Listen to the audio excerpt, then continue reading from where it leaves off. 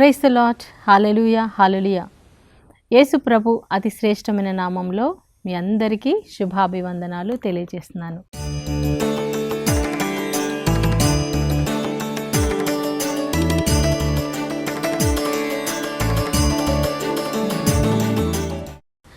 నా ప్రియమైన సహోదరి సహోదరులారా, అందరూ ఎలా ఉన్నారు? మీరందరూ సంతోషంగా ఆరోగ్యంగా ఉండాలని అనుదినం మీకోసం ప్రార్థన చేస్తూ ఉన్నాము.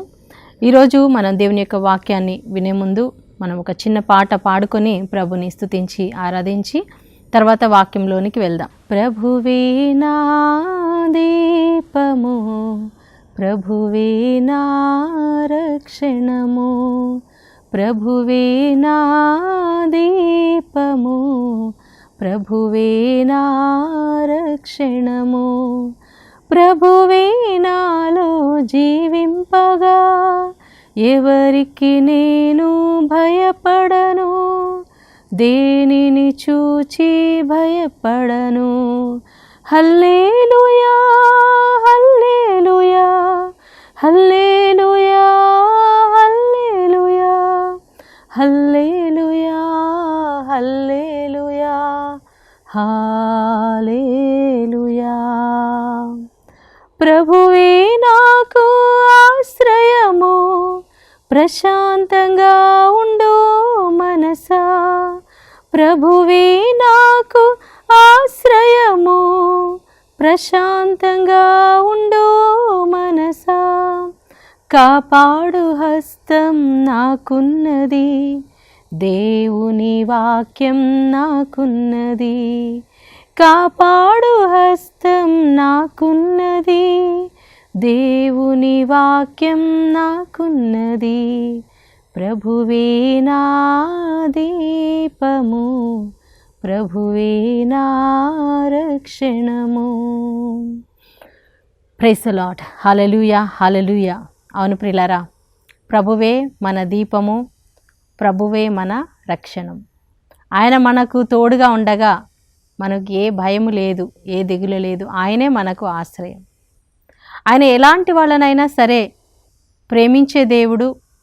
ఆయన వైపు తిరిగి ఆయనను అంగీకరించిన వాళ్ళని రక్షించే దేవుడు, ఆశీర్వదించే దేవుడు. హల్లెలూయా.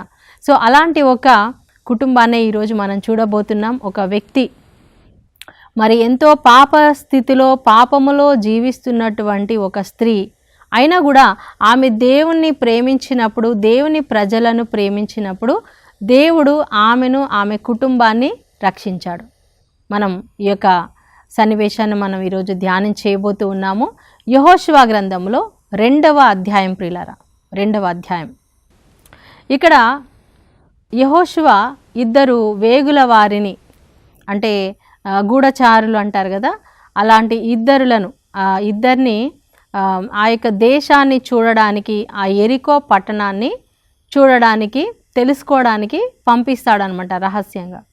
అయితే ఈ ఇద్దరు వేగుల వారు చాలా రహస్యంగా ఆ యెరికో పట్టణంలోనికి వస్తారు. అయితే ఆ పట్టణం గోడ మీద, పట్టణానికి చుట్టూ ఒక పెద్ద ప్రాకారం ఉంది, పెద్ద గోడ ఉంది. ఆ గోడ చాలా పెద్దది, వెడల్పైనది. సో ఆ గోడ మీద కొంతమంది ఇళ్ళు కట్టుకొని నివసిస్తూ ఉన్నారు. సో ఆ గోడ మీద ఉన్నటువంటి ఇళ్ళలో ఒక స్త్రీ, ఆమె పేరు రాహాబు. రాహాబు అని వేశ్య అని బైబిల్ చెప్తా ఉంది. సో ఆ కాలంలో కూడా కొన్ని కుటుంబాలు, కొన్ని వంశాలు ఇలా వేశ్యావృత్తి చేసేవాళ్ళు చాలామంది ఉంటూ ఉండేవాళ్ళు. సో అలాంటి దురాచారం అప్పుడు కూడా ఉంది ప్రియులారా. మరి ఆమె ఆ కుటుంబంలో జన్మించింది. పాపం ఆ యొక్క స్త్రీ మరి ఆ యొక్క వేశ్యావృత్తిలో జీవిస్తూ ఉండగా ఆమె దగ్గరికి చాలామంది వస్తూ ఉంటారు కదా. సో ఈ ఇద్దరు వ్యక్తులు, రాయబారులు, వీళ్ళు అక్కడికి వెళ్ళడం జరిగింది, ఆ ఇంటికి వెళ్ళడం జరిగింది. అయితే వాళ్ళు ఎందుకోసం వెళ్ళారు? ఈ యొక్క దేశాన్ని సంచరించడానికి, అందులో ఉన్న సమాచారాన్ని తీసుకోవడానికి వారు అక్కడికి వెళ్ళారు. అయితే ఈ యొక్క వేశ్య తన జీవిత కాలంలో ఎంతో మందితో ఆమె పాపం చేసింది. తన జీవితంలో మరి తనకి ఇంకా వేరే గత్యంతరం లేక ఒకవేళ చేసి ఉండొచ్చు. కానీ ఆమె ఎన్ని పాపాలు చేసినా ప్రియులారా, ఆమె ఒక రోజు మంచి పని చేసిందండి. హల్లెలూయా. ఈ లోకంలో ఎంత చెడ్డవాళ్ళైనా ప్రియులారా, తాగుబోతులైనా, తిరుగుబోతులైనా, వ్యభిచారులైనా, దొంగలైనా, హంతకులైనా సరే వాళ్ళలో ఎక్కడో ఒక మంచితనం అనేది ఉంటుంది. మానవత్వం అనేది ఎక్కడో 1% అయినా వాళ్ళ లోపల దాగి ఉంటుందన్నమాట. వాళ్ళు కంప్లీట్గా చెడ్డవాళ్ళు ఏమీ కాదు. సో ఏదో ఒక పరిస్థితిలో వాళ్ళు అలా మారిపోయి ఉండొచ్చు, తాగుబోతులుగా మారిపోయి ఉండొచ్చు, వ్యభిచారులుగా మారిపోయి ఉండొచ్చు, లేదా దొంగలుగా, హంతకులుగా మారిపోయి ఉండొచ్చు. కానీ వారికి కూడా అవకాశం ఇస్తే వాళ్ళు కూడా మారే ఛాన్స్ ఉంది, మారే అవకాశం ఉంది. ప్రైజ్ ది లార్డ్, హల్లెలూయా. అయితే ఈ ఇద్దరు వ్యక్తులు వాళ్ళ ఇంటిలోకి వెళ్ళినప్పుడు ఆమె అడుగుతుంది, మీరు ఎక్కడి నుంచి వచ్చారు, ఏంటి మీరు వేరేలాగా కనిపిస్తున్నారు అని చెప్పినప్పుడు వాళ్ళు చెప్పి ఉంటారు, మేము ఇలాగా ఇజ్రాయేలీలో, మేము హెబ్రీలము, మేము ఇలాగ ఐగుప్తు దేశం నుండి వచ్చాము, ఈ పట్టణాన్ని మేము స్వాధీనం చేసుకోబోతున్నాము, ఇలా వేగు చూడడానికి వచ్చామని వాళ్ళు ఉన్నది ఉన్నట్టుగా క్లియర్గా చెప్పారు. అయితే ఈ యొక్క స్త్రీ, రాహాబ్ అనే స్త్రీ, యెహోవా దేవుణ్ణి చాలా ఆమె మెచ్చుకుంటుంది. అంటే యెహోవా దేవుడు ఎంత గొప్ప కార్యాలు చేశాడు. ఎందుకంటే ప్రియులారా, దేవుడు ఇజ్రాయేలు ప్రజలలో చేసినటువంటి అద్భుతాలు కేవలం ఐగుప్తులోనే కాదు, ఆ చుట్టుపక్కల ఉన్న అన్ని దేశాలకు తెలిసిపోయింది. ఆ సమాచారం అనేది వెళ్ళిపోయింది. అన్ని దేశాల వాళ్ళు కూడా విన్నారు. నిజంగా వీరు ఆరాధించే దేవుడు, యెహోవా దేవుడు చాలా శక్తిమంతుడు, సర్వశక్తిమంతుడు. ఆయన ముందు ఎవ్వరు కూడా నిలబడలేరు, ఆ ప్రజల్ని ఎవ్వరు కూడా తాకలేరు అనే విషయం వాళ్ళకి అర్థమైంది. కాబట్టి ఈ యొక్క ఎరికో పట్టణానికి కూడా తెలిసింది. ఇప్పుడు వాళ్ళు నెక్స్ట్ ఆక్రమించుకోబోయేటువంటి స్థలము ఈ యొక్క ఎరికో పట్టణం.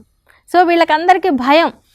ఆ రాజు భయపడుతున్నాడు, సైనికులు భయపడుతున్నారు, ఆ పట్టణంలో ఉన్నటువంటి ప్రజలు కూడా భయపడుతూ ఉన్నారు. అయితే ఈ స్త్రీ చెప్తా ఉంది, 2వ అధ్యాయము 9వ వచనం నుండి ఆమె ఏం చెప్తుందంటే, మరి మీ యొక్క భయము చేత మా దేశంలో ఉన్న అందరూ కూడా చాలా వణికిపోతూ ఉన్నారు, భయపడుతూ ఉన్నారు. మీ దేవుడు చాలా గొప్ప దేవుడు.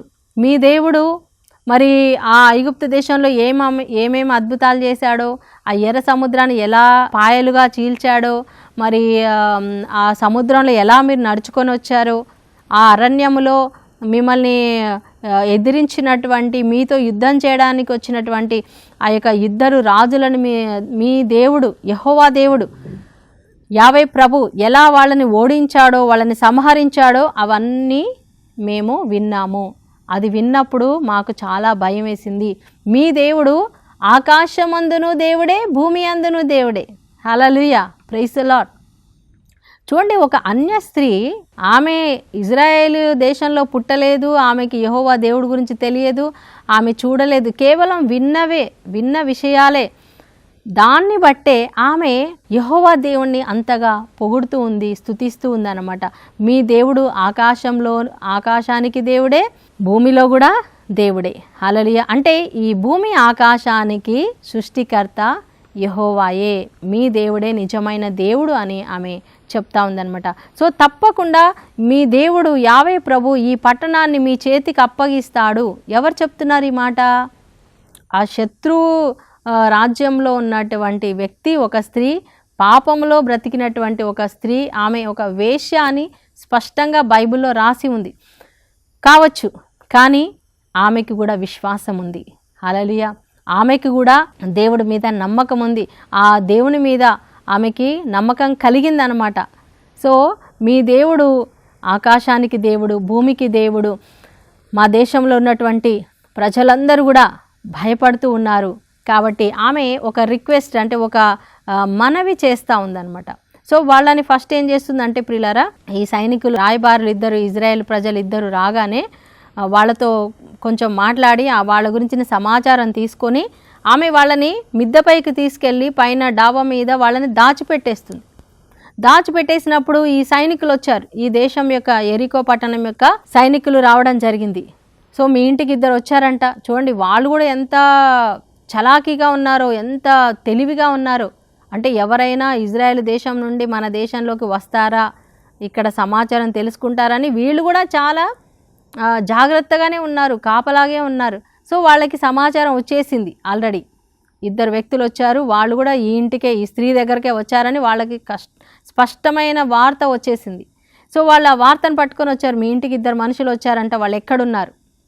సో అయ్యా వాళ్ళు రావడం కరెక్టే, కానీ వాళ్ళు ఎక్కడి నుంచి వచ్చారో నాకు తెలియదు, వాళ్ళు ఎక్కడికి వెళ్ళారో కూడా నాకు తెలియదు, కానీ వాళ్ళు ఇప్పుడే వెళ్ళిపోయారు, మీరు తొందరగా వెళ్తే వాళ్ళని పట్టుకుంటారని ఆమె ఒక తెలివిగా వాళ్ళని పంపించేసింది, ఆ సైనికులను పంపించేసింది. అంటే ఇక్కడ ఆమె 2 పనులు చేయొచ్చు. ఈ యొక్క రాయబారులను, గూఢచారులను ఈ సైనికులకు అప్పగించి ఆ రాజుగారి దగ్గర నుంచి ఒక గొప్ప బహుమానం పొందుకోవచ్చు. నువ్వు ఇలా శత్రువులను అప్పగించావు కాబట్టి నీకు మంచి బంగారము, వెండి, నగలు, నీకు మంచి ఇల్లు ఇస్తామనని రాజుగారు ఆమెను మెచ్చుకొని ఆమెకి ఎంతో ఐశ్వర్యం ఇవ్వచ్చు. కానీ ఆమె దానిని ఆశించలేదు.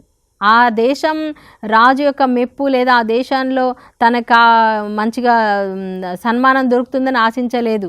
అసలు వీళ్ళు వచ్చిన వాళ్ళు ఎవరు? ఇజ్రాయేలు ప్రజలు. హల్లెలూయా. వాళ్ళ పక్షంగా ఉన్నది ఎవరు? యెహోవా దేవుడు. ఆయన అన్ని దేశాలను ఓడించుకుంటూ మన దేశానికి వచ్చేశారు. ఇప్పుడు ఖచ్చితంగా ఈ దేశాన్ని కూడా వాళ్ళు ఓడిస్తారు. దేవుడు, యెహోవా దేవుడు ఈ పట్టణాన్ని వాళ్ళ చేతికి అప్పగిస్తాడు. ఖచ్చితంగా మనం ఓడిపోతాము, ఇక్కడ ఉన్న వాళ్ళందరూ చనిపోతారు, ఈ రాజు, ఈ సైనికులు అందరూ చనిపోతారు, అది నాకు తెలుసు ఖచ్చితంగా. కాబట్టి నేను ఈ ప్రజలకి ఈ 2 రాయబారులని నేను అప్పగించను. హల్లెలూయా. వారిని అప్పగిస్తే నేను ఎట్లయినా చచ్చిపోతాను. సో అనవసరంగా నేను ఎందుకు ఈ తప్పు చేయాలి అని ఆమె మనస్సాక్షి ఆమెకి నేర్పించింది. మంచి మనసు, ఆ స్త్రీకి మంచి మనసు ఉందండి. సో ఆమె అక్కడ చిన్న అబద్ధం ఆడింది, కానీ మంచి కోసం అబద్ధం ఆడింది. చాలామంది అబద్ధాలు ఆడుతూ ఉంటారు. అయితే కొన్ని అబద్ధాలు మనం కొంతమందిని కాపాడడానికి వాడొచ్చు. అంటే ఇప్పుడు ఈ స్త్రీ అబద్ధం ఆడింది కదా, అక్కడ ఉన్నారు కానీ వెళ్ళిపోయారని చెప్పింది, అబద్ధమే. కానీ ఆ అబద్ధము దేనికోసం వాడింది? ఒక మంచి పని కోసం వాడింది కదా. సో అలాంటి సందర్భాలు మనం చూసుకోవాలి. మన చిన్నపిల్లలకు కూడా అబద్ధం చెప్తా ఉంటాం. మన చిన్నపిల్లలకి వాళ్ళకి చాక్లెట్ కావాలంటారు, ఇంకా అది వాళ్ళకి హానికరమైనవి కావాలంటారు. కానీ మనం ఏం చెప్తాం? డబ్బులు లేవు నాన్న అని చెప్తాము.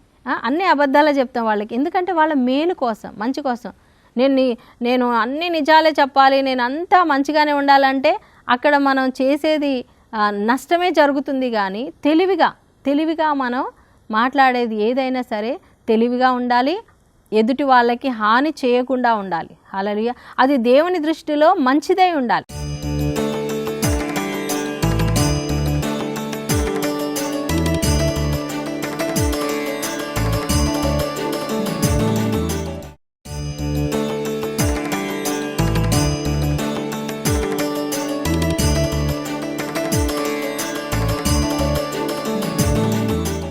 అలాంటి మాటలు మనం మాట్లాడాలి, తప్పించాలి. సో ఈ స్త్రీ వాళ్ళని తప్పించింది, ఈ యొక్క గూఢచారులను కాపాడి ఆ సైనికులని ఏదో విధంగా మాటలు చెప్పేసి పంపించేసింది. వాళ్ళు పరిగెత్తుకుంటూ వెళ్ళిపోయారు. ఇంకా ఎక్కడ వాళ్ళు పారిపోతారో వాళ్ళని పట్టుకోవాలని చెప్పేసి వాళ్ళు వెళ్ళిపోయారు. అప్పుడు వీళ్ళని బయటికి పిలిచి ఆమె చెప్తుంది, తప్పకుండా మీ దేవుడు ఈ పట్టణాన్ని మీ చేతికి అప్పగిస్తున్నాడు, నాకు తెలుసు. అంటే ఎంత విశ్వాసం చూడండి ఆమెకి. వీళ్ళకు కూడా అంత విశ్వాసం ఉందో లేదో ఇజ్రాయేల్ ప్రజలకి, కానీ ఈమెకు మాత్రం చాలా విశ్వాసం ఉంది. సో దేవుడు అది చూశాడు, ఆమెలో ఉన్న విశ్వాసాన్ని చూశాడు. మీ దేవుడు ఎంత గొప్ప దేవుడు అండి, ఎన్ని అద్భుతాలు చేశాడు ఐగుప్తు దేశంలో, అరణ్యంలో ఎన్ని కార్యాలు చేశాడు. ఆమె టకాటకా చెప్తా ఉంది. 9 నుంచి 11 వరకు మీరు వాక్యాన్ని ధ్యానించినట్లయితే అక్కడ ఆమె దేవుడి గురించినటువంటి కార్యాలు వర్ణిస్తూ ఆమె వాళ్ళతో మనవి చేస్తుంది.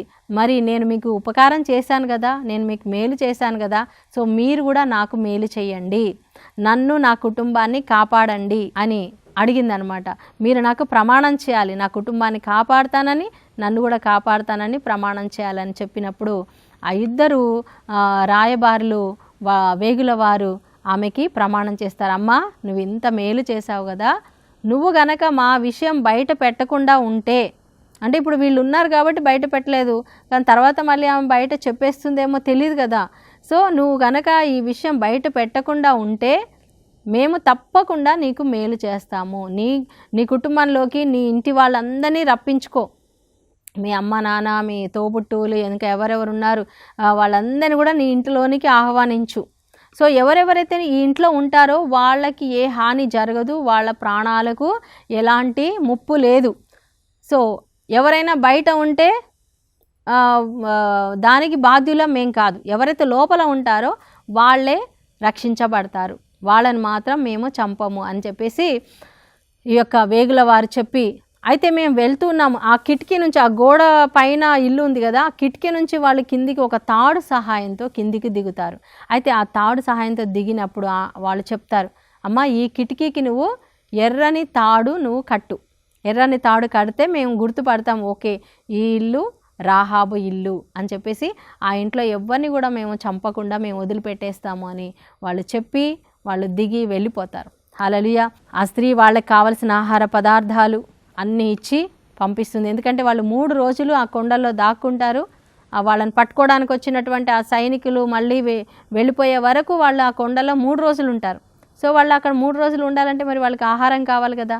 సో ఈ రాహాబ్ అనే స్త్రీయే వాళ్ళకి ఆహారం ఇచ్చి అన్ని సదుపాయాలు చేసి పంపించి ఉండొచ్చు. అవన్నీ మనకి ఇక్కడ బైబిల్లో లేవు, కానీ మనం అర్థం చేసుకోవచ్చు ప్రియులారా. ఎందుకంటే మీ ఇంత మంచి మనసుతో ఉంది కదా, 3 రోజులు మీరు అక్కడ ఉండండి అని చెప్పింది అంటే మరి మీకు ఆహారం ఎలాగా, నీళ్ళు ఎలాగని ఆమె ఖచ్చితంగా ఇచ్చే ఉంటుంది. సో అలాగా అంటే ఇప్పటి వరకు తన జీవితము ఒక పాప జీవితం, ఎవరు వచ్చినా కూడా వాళ్ళతో పాపం చేసి డబ్బు సంపాదించేటువంటి స్త్రీ ఈరోజు ఆమె దేవుని ప్రజలకు సహాయం చేసి రక్షణను సంపాదించింది. Praise the lord.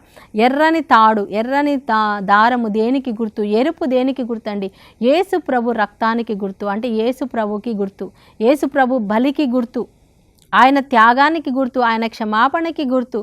సో ఈ బిడ్డ ఎన్ని పాపాలు చేసినా యేసు ప్రభు రక్తములో ఈమె కడగబడితే, యేసు ప్రభుని అంటే ఇజ్రాయేలు దేవుణ్ణి ఆమె అంగీకరిస్తే తప్పకుండా ఆమెకి రక్షణ కలుగుతుంది. ఆమె ఆ ఎర్రని తాడు కట్టుకుంది అంటే అర్థం ఏంటి? ఆమె దేవుణ్ణి అంగీకరించింది, దేవుని బిడ్డగా ఆమె మారిపోయింది.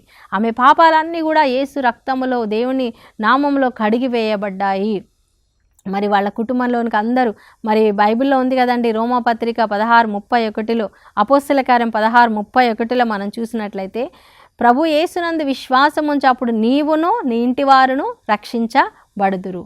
సో ఆమె మాత్రమే కాదు, ఆమె ఇంటిలోకి ఎవరెవరైతే మరి విశ్వాసంతో మరి వాళ్ళ ఇంటికి ఆమె అందరిని పిలిపించి చెప్పి ఉంటుంది, ఇదిగో ఇజ్రాయేల్ ప్రజలు వచ్చేసారు, మరి వాళ్ళ ఈ దేశాన్ని దేవుడు వాళ్ళకి అప్పగిస్తున్నాడు, వాళ్ళు ఇలా నాకు చెప్పారు, మన ఇంట్లో ఎవరైతే ఉంటారో వాళ్ళని నాశనం చేయమని చెప్పారు, కాబట్టి మనందరం కాపాడబడాలి, మనందరం రక్షించబడాలి, మీరందరూ ఇక్కడికి వచ్చేయండి అని తన సొంత వాళ్ళని, తన సొంత కుటుంబ సభ్యులందరినీ కూడా తన ఇంటికి ఆహ్వానించింది. ఆ ఇంటిలో ఉన్న వాళ్ళందరూ రక్షించబడ్డారు. హల్లెలూయా, ప్రైజ్ ది లార్డ్. తర్వాత ఆ వేగుల వారు వెళ్ళి జరిగిన విషయం అంతా కూడా వాళ్ళకి చెప్పి వాళ్ళు మళ్ళీ ఆ పట్టణానికి వచ్చినప్పుడు ఆ పట్టణంలో ఉన్న అందరినీ కూడా వాళ్ళు చంపేశారు, హతమార్చేశారు. ఆ రాజుని, సైన్యాన్ని, ప్రజలని మొత్తం. ఆ పట్టణం శపించబడినటువంటి పట్టణం, శాపగ్రస్తమైనటువంటి పట్టణం. అందులో ఏది కూడా మీరు తీసుకోవద్దు, వెండి కానీ బంగారం కానీ పశువులు కానీ ఏది కూడా తీసుకోవద్దు అని చెప్పాడు దేవుడు. మరి అవన్నీ కూడా వాళ్ళు నాశనం చేయడం జరిగింది ప్రియులారా. కానీ ఒకే ఒక కుటుంబం, రాహాబు కుటుంబం, వేశ్య, అంటే అందరూ ఆమెని నువ్వు వేశ్యవి, లేకపోతే నువ్వు పాపివి అని ఆమెని అసహించుకొని ఉండొచ్చు, ఆమెని ఒక నీచంగా చూసి ఉండొచ్చు, కానీ దేవుడు ఆ కుటుంబానికి రక్షణనిచ్చాడు. హల్లెలూయా. అలాగే మన పాత నిబంధనలో యోహాను సువార్త 8వ అధ్యాయంలో మనం చూసినట్లయితే అక్కడ కూడా ఒక వేశ్య ఉందండి. ఆమె అక్కడ కూడా ఒక వ్యభిచారంలో పట్టుబడినటువంటి ఒక స్త్రీ. ఆమెని శాస్త్రులు, పరిసయ్యులు ఆమెను పట్టుకొని దేవాలయంలోనికి తీసుకొచ్చారు, యేసు ప్రభు ముందు నిలబెట్టారు. ఇదిగో ధర్మశాస్త్రంలో మరి యెహోవా దేవుడు చెప్పాడు కదా, ఎవరైతే వ్యభిచారంలో పట్టుబడతారో వాళ్ళని రాళ్లతో కొట్టి చంపాలని ధర్మశాస్త్రంలో రాయబడి ఉంది, మరి నువ్వేమంటావు అని యేసు ప్రభుని వాళ్ళు ప్రశ్నిస్తున్నారు. హల్లెలూయా. అయితే యేసయ్య చెప్పాడు, మీలో పాపము చేయని వాడు ఆమె మీద మొదటి రాయి వేయండి. అంటే మీలో వ్యభిచారమే చేయని వాళ్ళు, మీలో దొంగతనమే చేయని వాళ్ళు, మీలో అసలు ఏ పాపము చేయని వాళ్ళు, విగ్రహారాధన చేయని వాళ్ళు, దేవుని ఆజ్ఞలన్నీ నేను పాటిస్తున్నాను, నేను అన్నీ ఖచ్చితంగా పాటిస్తున్నాను అన్న వాళ్ళు ఎవరైనా మరి ఒక్కళ్ళైనా ఉన్నారా? ఎంత పెద్ద బోధకులైనా, ఎంత పెద్ద మరి డబ్బున్న వాళ్ళైనా, ఎన్ని బైబిల్ గ్రంథాలు చదివిన వాళ్ళైనా, ఎన్నిసార్లు చదివిన వాళ్ళైనా మనము పరిశుద్ధులము కాదు ప్రియులారా. పునీతులు అయిన వాళ్ళందరూ కూడా ఒకప్పుడు ఎవరండి వాళ్ళు? పాపాత్ములే యేసు రక్తంలో కడగబడి మరి యేసయ్య మార్గంలో నడుస్తూ పునీతులుగా మారారు. ఈ లోకంలో నీతిమంతుడు లేడు, ఒక్కడు కూడా లేడు అని వాక్యం సెలవిస్తూ ఉంది. హల్లెలూయా, ప్రైజ్ ది లార్డ్. సో ఈ యొక్క స్త్రీ పాపంలో పట్టబడింది. చాలా భయంకరమైనటువంటి పరిస్థితి. అక్కడ ఉన్నటువంటి శాస్త్రులందరూ కూడా ఈమెని కొట్టి చంపాలన్నట్టు చూస్తున్నారు. కానీ యేసయ్య వాడిన ఒకే ఒక మాట, మీలో పాపం చేయని వాడు మొదటి రాయి ఆమె మీద వేయండి అని చెప్పాడు. సో అక్కడ ఉన్న వాళ్ళందరూ కూడా రాళ్ళు పట్టుకొచ్చిన వాళ్ళందరూ అక్కడ పడేసి వెళ్ళిపోయారు. చిన్నపిల్లలు, యవనస్తులు, పెద్దవాళ్ళు అందరూ కూడా వెళ్ళిపోయారంట. ఎందుకు ఆమెను కొట్టలేకపోయారు అంటే వాళ్ళ మనస్సాక్షి వాళ్ళని గద్దించింది. ఇదిగో నువ్వు ఈ పాపం చేసావు కదా, నువ్వు ఈ బూతు మాట మాట్లాడావు కదా, ఈ దొంగతనం చేసావు కదా, ఇదిగో నువ్వు కూడా వ్యభిచారం చేసావు కదా, నువ్వు ఈ హత్య చేసావు కదా, అన్ని వాళ్ళు చేసిన తప్పులన్నీ గుర్తొస్తున్నాయి. అమ్మో నేను ఇన్ని తప్పులు చేశాను, ఇన్ని పాపాలు చేశాను, నన్ను కూడా కొట్టి చంపేస్తారేమో అని అందరూ ప్రతి ఒక్కరు కూడా అక్కడ నుంచి వెళ్ళిపోయారు. శాస్త్రులు వెళ్ళిపోయారు, పరిసయ్యులు వెళ్ళిపోయారు, సామాన్యమైనటువంటి ప్రజలు కూడా వెళ్ళిపోయారు. అక్కడ కేవలం యేసు ప్రభు, ఆ స్త్రీ మాత్రమే నిలబడి ఉన్నారు. అప్పుడు యేసయ్య చెప్తున్నాడు, అమ్మా నేను ఎవ్వరు కూడా శిక్షించలేదా? లేదు ప్రభువా, ఎవ్వరూ నన్ను శిక్షించలేదు. ఓకే, నేను కూడా నిన్ను శిక్షించను. హల్లెలూయా, ప్రైజ్ ది లార్డ్. నేను కూడా నిన్ను శిక్షించను అన్నాడంటే ఆ బిడ్డ వ్యభిచారంలో ఒకవేళ పట్టుబడి ఉండొచ్చు, చేసి ఉండొచ్చు, కానీ దేవుడు అంటున్నాడు, అమ్మా నేను నిన్ను శిక్షించాను. యేసుప్రభు ఈ లోకానికి ఎందుకు వచ్చాడండి? శిక్షించడానికి రాలేదు, ఆయన రక్షించడానికి వచ్చాడు, క్షమించడానికి వచ్చాడు. క్రీస్తులో ఉన్నవారికి ఏ శిక్షా విధి లేదు. నువ్వు క్రీస్తు లోపలికి వస్తే నీకే పనిష్మెంట్ లేదు. నువ్వు క్రీస్తుకు బయట ఉంటే నీకు పనిష్మెంట్ ఉంటుంది. నమ్మని వారికి శిక్ష విధించబడను. మార్కు సువార్త 16:15 వచనం. నమ్మి జ్ఞానస్నానం పొందిన వాళ్ళకి రక్షణ దొరుకుతుంది, కానీ నమ్మని వాళ్ళకి ఏం కలుగుతుంది? శిక్ష కలుగుతుంది. వాళ్ళు శిక్షించబడతారు. మరి ఎవరైతే ప్రభువా ఇదిగో నేను పాపిని, కానీ నేను నమ్ముతున్నాను, నీ సిలువ రక్తంలో నాకు క్షమాపణ ఉందని నమ్ముతున్నాను, నీ సిలువ త్యాగం ద్వారా నాకు రక్షణ ఉందని నేను నమ్ముతున్నాను. ఎవరైతే యేసు సిలువ దగ్గరికి వస్తారో, యేసులోకి వస్తారో ప్రిలారా, వాళ్ళందరూ కూడా కడగబడతారు, క్షమించబడతారు. ఎంత ఘోర పాపినైనా సరే యేసయ్య క్షమిస్తారు, వారిని రక్షిస్తారు, వాళ్ళ కుటుంబాన్ని కూడా రక్షిస్తారు. పాత నిబంధనలో ఒక వ్యభిచారి అయిన స్త్రీ, కొత్త నిబంధనలో అయిన వ్యభిచారి స్త్రీ, ఈ ఇద్దరు స్త్రీలను కూడా యేసయ్య మార్చాడు. మరి ఆ యొక్క రాహాబు కుటుంబం ఇప్పటికి కూడా, అంటే ఆమె ఇజ్రాయేల్ ప్రజల్లో కలిసిపోయింది, ఆ సమాజంలో కలిసిపోయింది. ఆమె కుటుంబం అంతా ఇప్పటి వరకు కూడా ఆ వంశము ఇంకా బ్రతికే ఉంది అనేసి వాక్యంలో సెలవిస్తూ ఉన్నారు. నా ప్రియమైన సోదరి సోదరుడా, నీవు ఎలాంటి వ్యక్తిని అయినా సరే, నువ్వు ఎలాంటి వాడవైనా సరే, ఎంత ఘోర పాపమైనా సరే, యేసు ప్రభుని అంగీకరించు, ఆయన రక్తంలో నువ్వు కడగబడు, యేసయ్య దగ్గరికి రా, నీ జీవితాన్ని ఆయనకు సమర్పించు. తప్పకుండా యేసయ్య నిన్ను మారుస్తారు, నిన్ను దీవిస్తారు. ఆమేన్. దేవుడి వాక్యం దీవించునుగాక. ప్రార్థన చేసుకుందాం. పరిశుద్ధులైన తండ్రి, నీకు వేలాది వందనాలు, స్తుతులు, స్తోత్రాలు. అవును ప్రభా, మేము కూడా పాపులమేనాయన, ఎన్నో తప్పులు చేస్తూ ఉన్నాం. మా కళ్ళతో, నోటితో, మా చెవులతో, మా పంచేంద్రియాలతో నాయన, మా ఆలోచనలతో, ఊహలతో ప్రభా ఎన్నో భయంకరమైన పాపాలు చేస్తున్నాం నాయన. యేసయ్య, కానీ మేము నీ దగ్గరకు వస్తున్నాం నాయన, నీ సిలువ దగ్గరకు వస్తున్నాం నాయన. మీ రక్తంతో మమ్మల్ని కడిగి శుద్ధి చేయండి. మా పాపాలను మీ సన్నిధిలో ఒప్పుకుంటున్నాం నాయన. మా కుటుంబంలోనికి మీరు రండి నాయన. యేసయ్య, మా జీవితాల్లోనికి రండి నాయన. యేసయ్య, ఈరోజు ఎంతమంది బిడ్డలైతే ప్రభా వారి జీవితానికి సమర్పించుకుంటున్నారో, పాపాలను సమర్పించుకుంటున్నారో, వారిని కడగండి, శుద్ధి చేయండి. వారికి నీ రక్షణ దయచేయండి. వారి కుటుంబానికి కూడా రక్షణ దయచేయమని, మమ్మల్ందరినీ పరలోక బిడ్డలుగా, పరలోక వారసులుగా మార్చమని నజరేయుడైన యేసు నామములో ప్రార్థించి వేడుకుంటున్నాం తండ్రి. Amen, amen, amen. దేవుడు మీ అందరిని దీవించునుగాక. God bless you. షలోమ్.